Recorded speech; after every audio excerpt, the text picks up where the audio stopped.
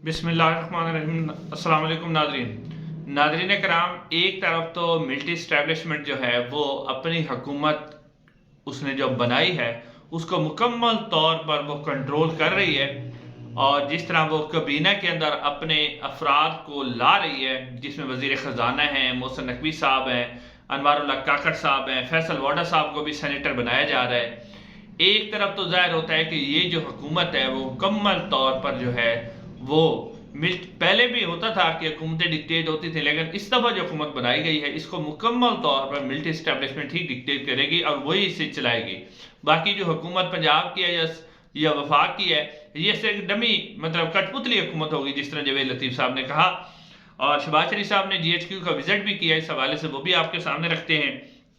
और फिर अली अमीन गंडापुर की जो इमरान खान साहब से मुलाकात हुई है वो भी बड़ी अहम है। इमरान खान साहब ने अली अमीन गंडापुर को भी एक वाज़े पैगाम दिया है और वाज़े डायरेक्शन दी है, वो भी आपके सामने रखते हैं।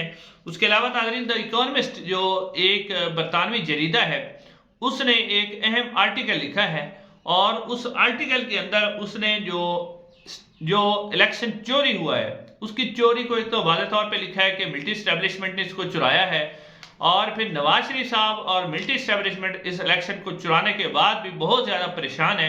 वो भी इकोनॉमिस्ट ने इसके ऊपर जो है वो अपने कमेंट्स किए हैं, वो भी आपके सामने रखते हैं।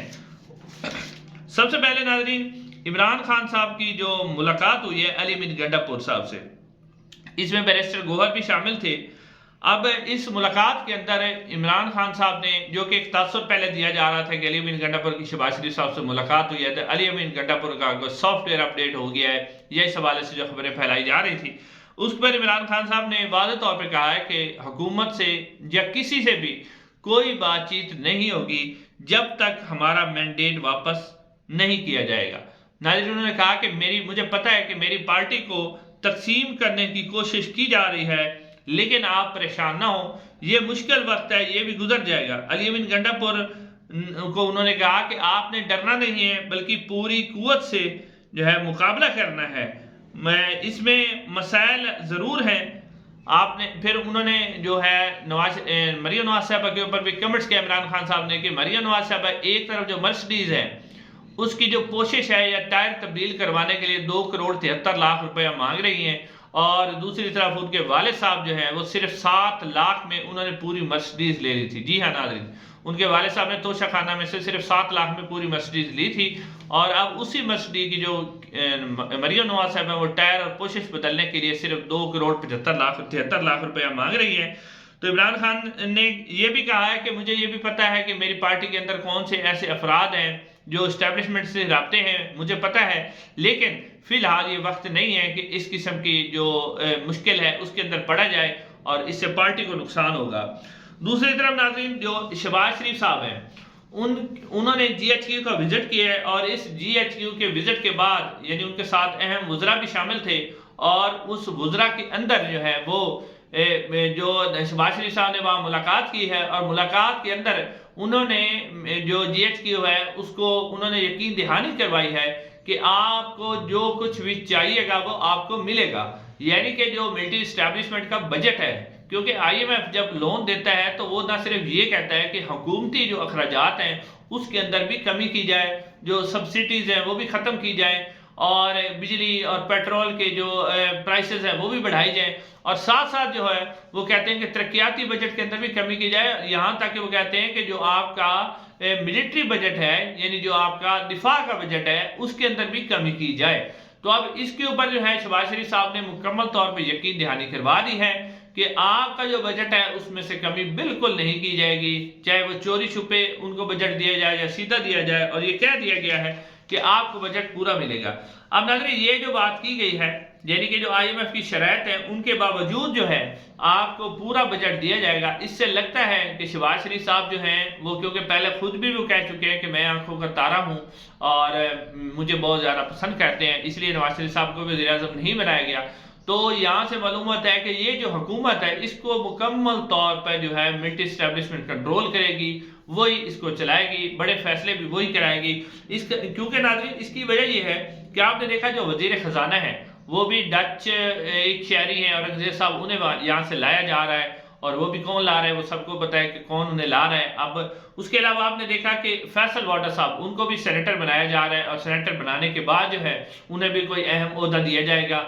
तो आप यहाँ से भी अंदाजा करें कि इस हुकूमत को कौन चला रहा है। फिर वजारत दाखिला जो कि सबसे अहम पोस्ट है, उसके ऊपर भी सेनेटर एक ऐसा शख्स को बनाया जा रहा है जिसका नून लीग से, पीपल्स पार्टी से दूर दूर तक ताल्लुक नहीं है, लेकिन उसको सेनेटर मुस्लिम नून मुंतखब करवा रही है और करवाने के बाद जो है उसको वजीरत दाखिला बनाया जाएगा। उसके अलावा जो है अनवारुल्लाह काकड़ साहब, जिन्होंने निगरान वजीर आजम के तौर पर आइन और कानून की धज्जियां उड़ाई और मुकम्मल तौर पर मिनिस्ट्री इस्टेब्लिशमेंट के इशारों पर नाचते रहे, तो अब उन्हीं को सेनेटर बनाकर एक मतलब फिर जो है वो चेयरमैन सेनेट बनाया जा रहा है। और चेयरमैन सेनेट बनाने के बाद क्योंकि जो कौमी असम्बली है उसके अंदर तकरीबन 2/3 अक्सरियत जो है वो नून लीग, पीपल्स पार्टी और दूसरी जमातों को मिलाकर बन गई है। इसके अलावा जो है सेनेट के अंदर भी 2/3 अक्सरियत भी, फिर सेनेट के अंदर जो अहम करारदाद होती है वो पास करवानी होती है, तो इसलिए अपना बंदा उनका लाना अनवारुल्लाह काकड़ साहब आ जाएंगे, क्योंकि अनवारुल्लाह काकड़ साहब तो एक काउंसलर भी मुंतखब नहीं हो सकते, लेकिन अब वो सेनेट के चेयरमैन बनने जा रहे हैं ताकि सेनेट के अंदर भी कोई कानून साजी इस तरह की करवाई जा सके जिससे पाकिस्तान तहरीक इंसाफ और इमरान खान साहब को मजीद कुचला जा सके, उन्हें कमजोर किया जा सके जो पहले ही इस वक्त बड़ी मुश्किल में है। तो इस तरह की कोई कानून साजी करवाने के लिए भी सेनेट का चेयरमैन बनाया जा रहा है। और आप यहाँ से आप अंदाजा करें कि ये जो हुकूमत है ये मुकम्मल तौर पर मिलिट्री एस्टेब्लिशमेंट की कंट्रोल में है। ये हुकूमत किसी ने नहीं चलानी, उन्होंने ही चलानी है। उसके बाद अब आखिर में आपके सामने रखते हैं जो इकोनॉमिस्ट ने आर्टिकल लिखा है। नाज़रीन, इकोनॉमिस्ट जो आर्टिकल लिखा है उसने, ये अब एक बरतानवी जरीदा है और इंडिपेंडेंट एक आर्टिकल लिखता है। उसने इस आर्टिकल में लिखा है कि तमाम तर इलेक्शन चोरी जो है वो मिलिट्री एस्टेब्लिशमेंट ने करवाई है और तमाम तर इलेक्शन चोरी के बावजूद जो है नवाज शरीफ साहब जो हैं वो अपने भाई को वजीर आजम बना के और अपनी बेटी को वजीर आला बना के भी परेशान हैं। और उसके साथ साथ उन्होंने कहा कि मिलिट्री एस्टेब्लिशमेंट भी पूरी कोशिश करके नवाज शरीफ साहब को जितवाने की वो नहीं पूरी कर सके और वो भी अब परेशान है। वो क्यों है? सबसे पहले नाज़रीन, नवाज शरीफ साहब के बारे में उन्होंने लिखा है कि नवाज शरीफ साहब इसलिए परेशान है कि उनकी पार्टी और उनकी सियासत तकरीबन खत्म हो चुकी है। उसकी वजह ये इकोनॉमिस्ट लिखता है कि इमरान खान साहब ने लोगों का ज़हन शादी कर दिया, यानी कि उनका ज़हन भर दिया है कि ये जो पार्टीज हैं, चाहे पीपल्स पार्टी है, नून लीग है, ये करप्ट हैं और ये सिर्फ लूटने वाले हैं। फिर उसके बाद इमरान खान साहब का जो बयानिया है वो मुकम्मल तौर पर लोगों के दिलों में बैठ गया है। इन दो वजूहात की वजह से नवाज शरीफ साहब, बेशक उनकी बेटी वज़ीर आला भी बन गई, लेकिन फिर भी वो परेशान है कि उनकी पार्टी और उनकी सियासत का कोई मुस्तकबिल नजर नहीं आ रहा। उसके अलावा मिलिट्री एस्टेब्लिशमेंट क्यों परेशान है? क्योंकि द इकोनॉमिस्ट लिखता है कि मिलिट्री एस्टेब्लिशमेंट एक अपनी ताकत और स्टेटस रखती थी, स्टेटस गो का उसका रिवाज था।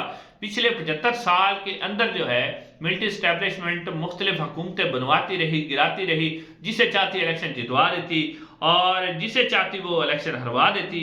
यानी इलेक्शन और हुकूमत के ऊपर मिलिट्री एस्टेब्लिशमेंट का मुकम्मल कंट्रोल होता था। मगर इस बार जो वजह बनी है कि मिलिट्री एस्टेब्लिशमेंट परेशान है, उसकी वजह है कि इमरान खान साहब ने लोगों को शऊर दिया है और जो लोग यानी जो वोटर था उसको शऊर उसने दे दिया है। वोटर अब पहली मरतबा ऐसा हुआ है कि वो जो ताकतवर हल्के हैं, मिलिट्री एस्टेब्लिशमेंट है, उसके खिलाफ खड़ा हुआ है, स्टेटस गो के खिलाफ खड़ा हुआ है। तो अब ये वजह भी बनी है।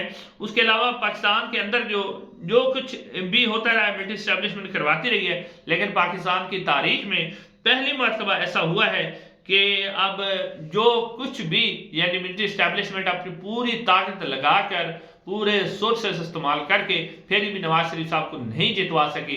तो ये इमरान खान साहब का दिया हुआ लोगों को शऊर है, जिसकी वजह से इस वक्त मिलिट्री एस्टेब्लिशमेंट भी और नवाज शरीफ साहब दोनों परेशान है।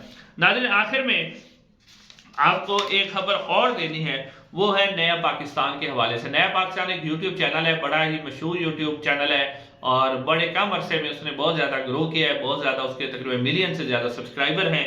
नाज़रीन, वो हसनैन भाई उसको चलाते हैं नया पाकिस्तान को, फिर उनके साथ अजीज रिश्तेदार उसको चलाते हैं। तो उन्होंने एक ट्वीट किया था और उस ट्वीट में उन्होंने हेलीकॉप्टर की तस्वीर लगाई थी और उसमें उन्होंने लिखा था कि हेलीकॉप्टर की सैर, सिर्फ यही लिखा है। उसके अंदर जो है वो मरियम बाजी भी हैं, उसके साथ उनकी जो फ्रेंड्स हैं वो भी हैं, नवाज शरीफ साहब भी हेलीकॉप्टर के अंदर बैठे हुए हैं और वो जनाब उसके अंदर अपनी सैर कर रहे हैं। उन्होंने सिर्फ यही लिखा कि हेलीकॉप्टर की सैर। इसके ऊपर जनाब जो मरियम और जो अज़मा बुखारी साहब हैं जो वो उन्होंने कहा है कि ये उन्होंने ट्वीट किया है कि आपने ये झूठ फैलाया, ये हेलीकॉप्टर नहीं है बल्कि एक जहाज है। जी हाँ, उन्होंने कहा है कि ये झूठ आपने फैलाया, हेलीकॉप्टर नहीं जहाज है, हालांकि वो नजर आ रहा है कि हेलीकॉप्टर है। तो हम इसके खिलाफ सख्त कानूनी कार्रवाई करेंगे।